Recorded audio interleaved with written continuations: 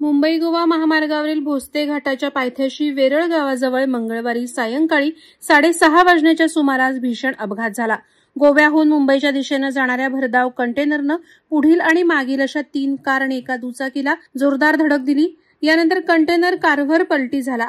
या अपघातात Mahindra pickup, Tata Nexon, Swift Dzire आणि एक दुचाकी यांचा समावेश आहे।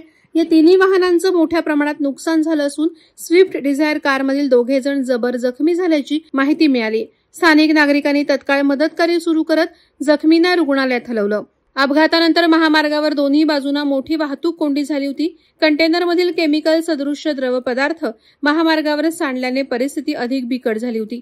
घटनेची माहिती मिळताच खेड पोलीस, महामार्ग वाहतूक पोलीस आणि लोटे पोलिसांनी घटनास्थळी धाव घेत वाहतूक सुरळीत केली।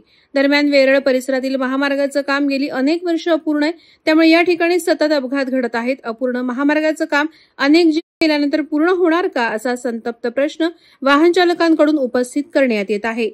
वादळवारा लाईव्हसाठी न्यूज ब्युरो, खेड। नवी मुंबई व रायगड जिल्ह्यातील ताज्या बातम्या आणि घडामोडींसाठी सबस्क्राईब करा वादळवारा लाईव्ह चॅनल आणि दाबा बेल आयकॉन।